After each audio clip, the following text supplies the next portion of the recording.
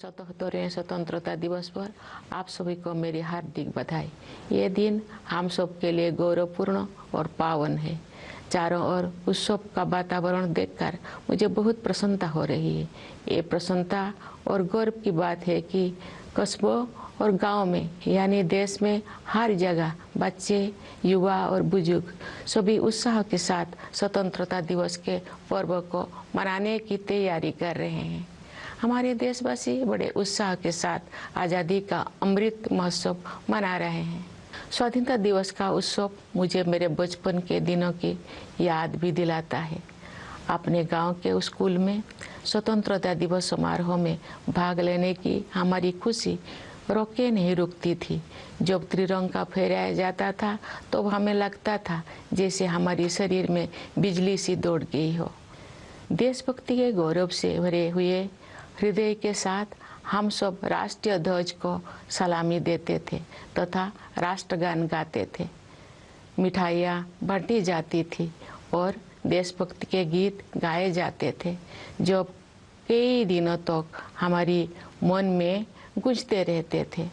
ये मेरा सौभाग्य रहा है कि जब मैं स्कूल में शिक्षक बनी तो मुझे उन अनुभवों को फिर से जीने का अवसर प्राप्त हुआ। जब हम बड़े होते हैं तो हम अपने खुशी को बच्चों की तरह व्यक्त नहीं कर पाते, लेकिन मुझे विश्वास है कि राष्ट्रीय पर्व से जुड़े देशभक्ति की गहरी भावना में तनिक भी कमी नहीं आती है।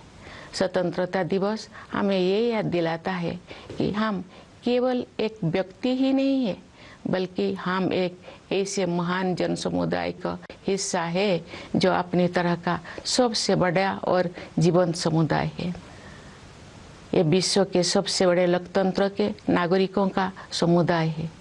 जब हम स्वतंत्रता दिवस समारोह मनाते हैं तो वास्तव में हम एक महान लोकतंत्र के नागरिक होने का उत्सव भी मनाते हैं। हमें हर एक की अलग अलग पहचान है।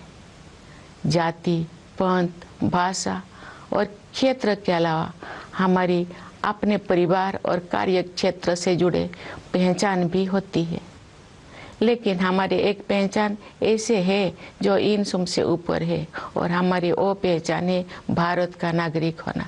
हम सभी समान रूप से इस महान देश के नागरिक हैं। हम सबको समान अवसर और अधिकार उपलब्ध है तथा हमारे कर्तव्य भी समान है। लेकिन ऐसा हमेशा नहीं था। भारत लोकतंत्र की जननी है और प्राचीन काल में भी हमारे यहाँ जमीनी स्तर पर लोकतांत्रिक संस्थाएं विद्यमान थी, किंतु लंबे समय तक चले उपनिवेशिक शासन ने उन लोकतांत्रिक संस्थाओं को मिटा दिया था। 15 अगस्त 1947 के दिन देश ने एक नया सपेरा देखा। उस दिन हमने विदेशी शासन से तो आज़ादी हासिल की है, हमने अपनी नियति का निर्माण करने की स्वतंत्रता भी प्राप्त की। हमारी स्वाधीनता के साथ विदेशी शासकों द्वारा उपनिवेशक को छोड़ने का दौर शुरू हुआ और उपनिवेशवाद समाप्त होने लगा।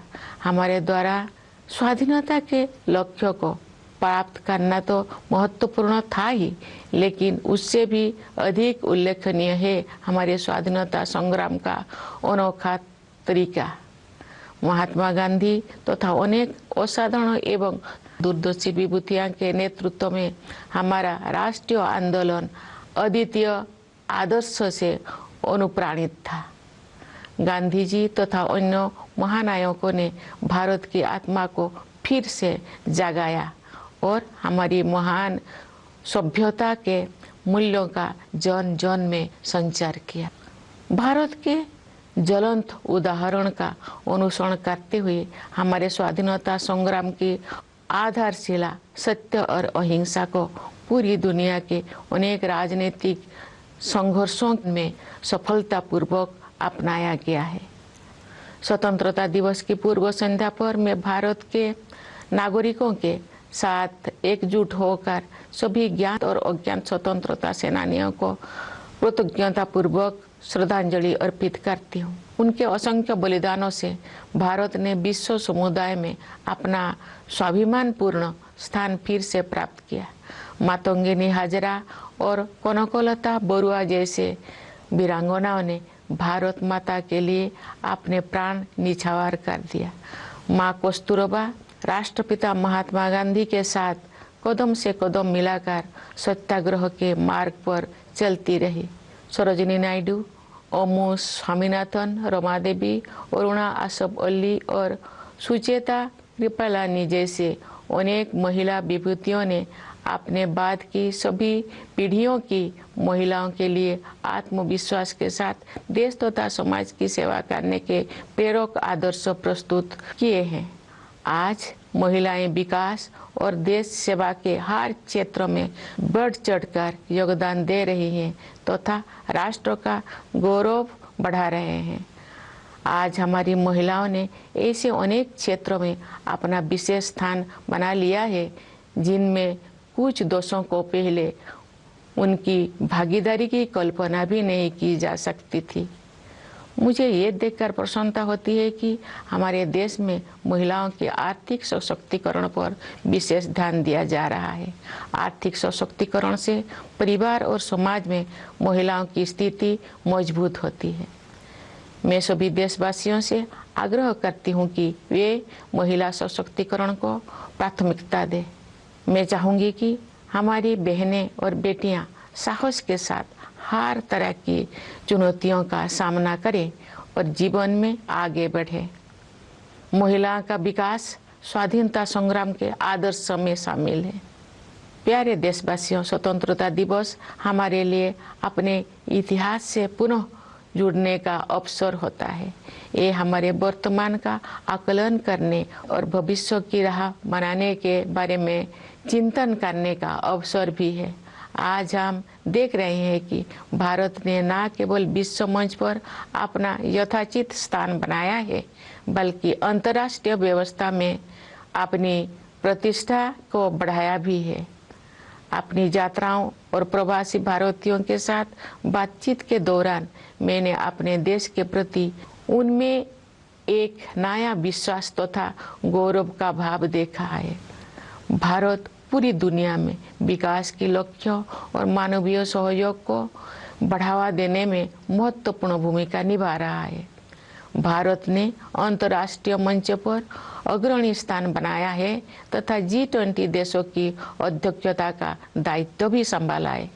चूँकि G20 समूह दुनिया की 2/3 जनसंख्या का प्रतिनिधित्व करता है, इसलिए ये हमारे लिए वैश्विक प्राथमिकताओं को सही दिशा में ले जाने का एक अद्वितीय अवसर है।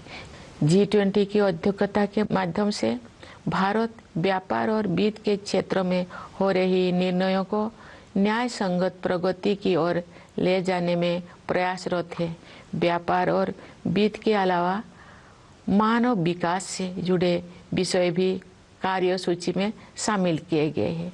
ऐसे कई मुद्दे जो पूरे मानवता के लिए महत्वपूर्ण है और किसी भौगोलिक सीमा से बंधे हुए नहीं है।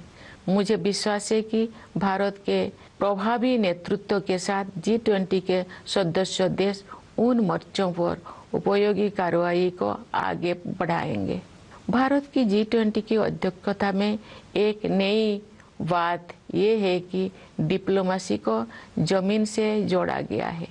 एक अंतर्राष्ट्रीय राजनयिक गतिविधि में लोगों की भागीदारी को प्रोत्साहित करने के लिए अपनी तरह का पहला अभियान चलाया गया है। उदाहरण के लिए ये देखकर मुझे अच्छा लगा कि स्कूलों और कॉलेजों में G20 से जुड़े विषयों पर आयोजित की जा रही गतिविधियों में विद्यार्थी उत्साहपूर्वक भाग ले रहे हैं। G20 से जुड़े कार्यक्रम के बारे में सभी नागरिकों में बहुत उत्साह देखने को मिल रहा है। प्यारे देशवासियों, सशक्तिकरण की भावना से युक्त इस उत्साह का संचार आज संभव हो पाया है क्योंकि हमारा देश सभी मोर्चों पर अच्छी प्रगति कर रही है। मुश्किल दौर में भारत की अर्थव्यवस्था न केवल समर्थ सिद्ध हुई है बल्कि दूसरों के लिए आशा का स्रोत भी बनी है। विश्व की अधिकांश अर्थव्यवस्थाएं नाजुक दौर से गुजर रही है। वैश्विक महामारी के कारण हुई आर्थिक संकट से विश्व समुदाय पूरी तरह बाहर नहीं आ पाया था कि अंतर्राष्ट्रीय पटल पर हो रही घटनाओं से अनिश्चितता का वातावरण और गंभीर हो गया है। फिर भी सरकार कठिन परिस्थितियों का अच्छी तरह सामना करने में सक्षम रही है। देश ने चुनौतियों को अवसरों में बदला है और प्रभावशाली जीडीपी ग्रोथ भी दर्ज की है। हमारे अन्नदाता किसानों ने हमारी आर्थिक वृद्धि में महत्वपूर्ण योगदान दिया है। राष्ट्र उनका ऋणी है। वैश्विक स्तर पर मुद्रास्फीति यानी इन्फ्लेशन चिंता का कारण बनी हुई है, लेकिन सरकार और रिजर्व बैंक इस पर काबू पाने में सफल रही है। सरकार ने जनसामान्य पर मुद्रास्फीति का अधिक प्रभाव नहीं पड़ने दिया है और साथ ही गरीबों को व्यापक सुरक्षा कवच भी प्रदान किया है। वैश्विक आर्थिक विकास के लिए दुनिया की निगाहें आज भारत पर टिकी हुई है। आज भारत विश्व की 5वीं सबसे बड़ी अर्थव्यवस्था बन गया है। विश्व में सबसे तेजी से बढ़ रही बड़ी अर्थव्यवस्था के रूप में भारत विश्व की 3री सबसे बड़ी अर्थव्यवस्था बनने की ओर अग्रसर है। हमारी आर्थिक प्रगति की इस यात्रा में समावेशी विकास पर जोर दिया जा रहा है। निरंतर हो रही आर्थिक प्रगति के 2 प्रमुख आयाम हैं। एक और व्यवसाय करना आसान बनाकर और रोजगार के अवसर पैदा करके उद्यमशीलता की संस्कृति को बढ़ावा दिया जा रहा है। दूसरे ओर जरूरतमंदों की सहायता के लिए विभिन्न क्षेत्रों में पहल की गई है तथा व्यापक स्तर पर कल्याणकारी कार्यक्रम चलाया जा रहे हैं। वंचितों को वरीयता प्रदान करना हमारी नीतियों और कार्य के केंद्र में रहता है। परिणाम स्वरूप पिछले दशक में बड़ी संख्या में लोगों को गरीबी से बाहर निकलना संभव हो पाया है। इसी प्रकार आदिवासियों की स्थिति में सुधार लाने और उन्हें प्रगति की यात्रा में शामिल करने हेतु विशेष कार्यक्रम चलाया जा रहा है। मैं अपने आदिवासी भाई बहनों से अपील करती हूँ कि आप सब अपने परंपराओं को समृद्ध करते हुए आधुनिकता को अपनाएं। मुझे ये जानकर खुशी हुई है कि आर्थिक विकास के साथ साथ मानव विकास संबंधी सरकारों को भी उच्च प्राथमिकता दी जा रही है। मैं एक शिक्षक रही हूँ, इस नाते भी मैंने ये समझा है कि शिक्षा सामाजिक सशक्तिकरण का सबसे प्रभावी माध्यम है। वर्ष 2020 की राष्ट्रीय शिक्षा नीति से बदलाव आना शुरू हो गया है। विभिन्न स्तरों पर विद्यार्थियों और शिक्षाविदों के साथ मेरी बातचीत से मुझे ज्ञात हुआ है कि अध्ययन की प्रक्रिया अधिक फ्लेक्सिबल हो गया है। इस दूरदर्शी नीति का एक प्रमुख उद्देश्य प्राचीन मूल्यों को आधुनिक कौशल के साथ जोड़ना है।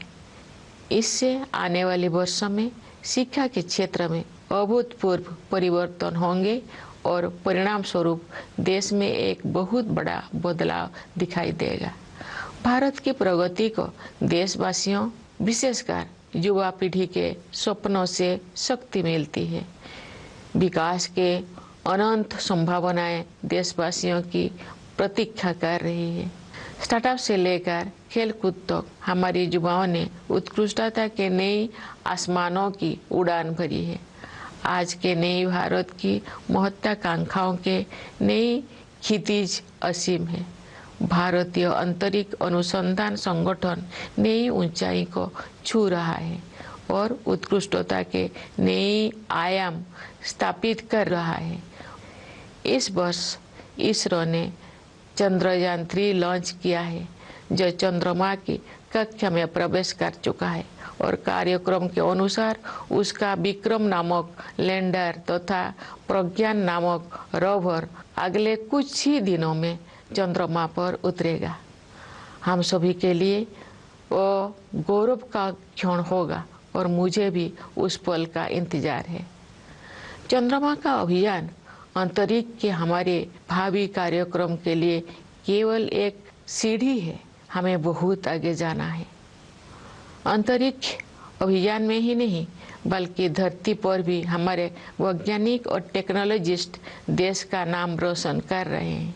अनुसंधान, नवाचार तथा उद्यमशीलता को बढ़ावा देने के लिए अगले 5 वर्षों में 50,000 करोड़ रुपये की राशि के साथ सरकार द्वारा अनुसंधान नेशनल रिसर्च फाउंडेशन स्थापित किया जा रहा है। ये फाउंडेशन हमारी कॉलेजों, विश्वविद्यालयों और अनुसंधान केंद्रों में रिसर्च एवं डेवलपमेंट को आधार प्रदान करेगा, उन्हें विकसित करेगा तथा आगे ले जाएगा। प्यारे देशवासियों, ज्ञान विज्ञान में उत्कृष्टता प्राप्त करना ही हमारा लक्ष्य नहीं है, बल्कि हमारे लिए ये मानवता के विकास के साधन है।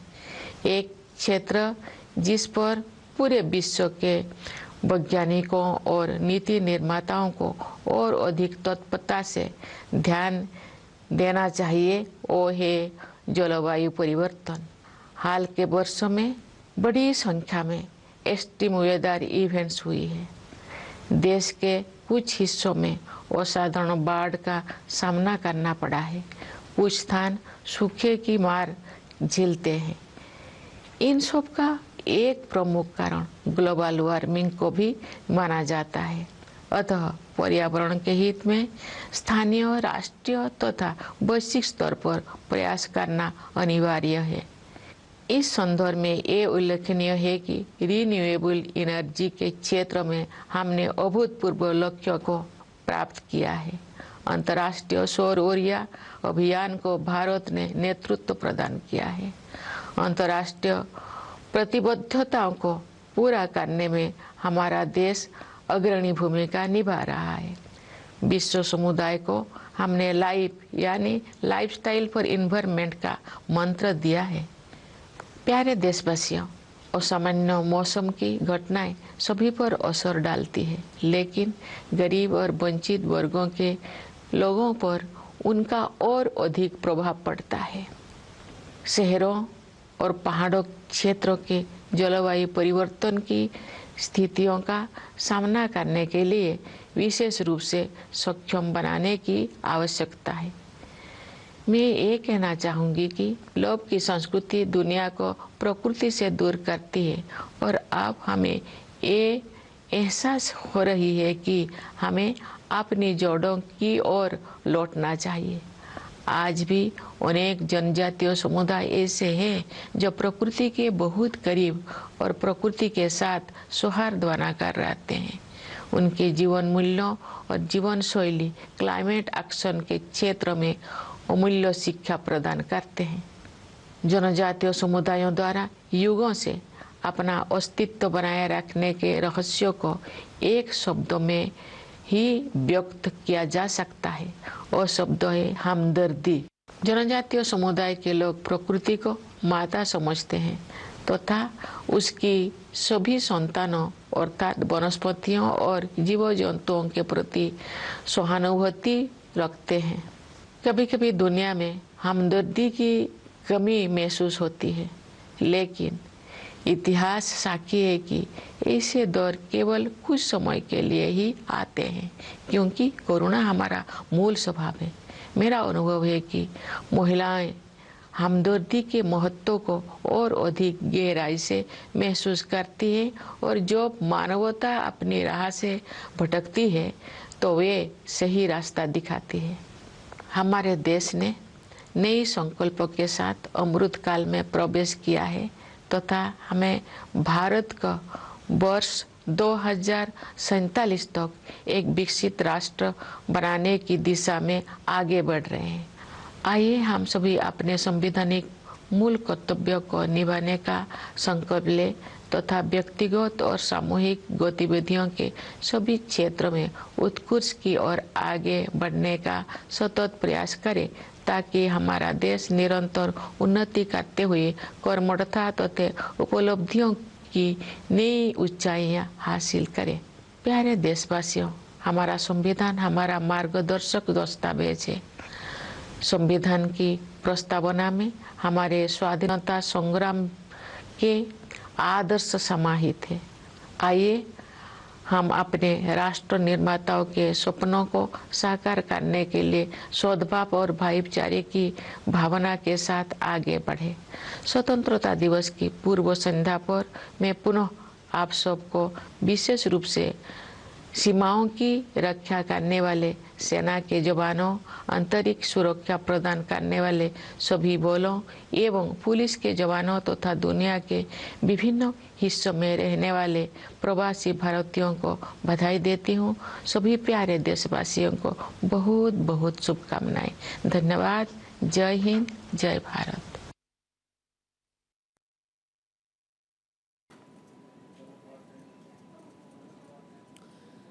तो राष्ट्रपति का ये संबोधन, देश के नाम राष्ट्रपति का संबोधन, राष्ट्रपति ने देश को बधाई दी और 15 अगस्त की बधाई, स्वतंत्रता दिवस की बधाई दी गई है। 15 अगस्त को लेकर देश भर में उत्साह। राष्ट्रपति का ये संबोधन, महिलाओं को लेकर भी उन्होंने जिक्र किया कि महिलाएं किस तरह से आगे बढ़ रही हैं। हम महान लोकतंत्र का उत्सव मना रहे हैं, भारत का नागरिक होने पर हम सबको गर्व है। तो आज शाम 7 बजे का ये संबोधन देश के नाम राष्ट्रपति का रहा है। गांधी जी को भी उन्होंने आज इस संबोधन में याद किया और कहा, गांधी जी ने भारत की आत्मा को जगाया है।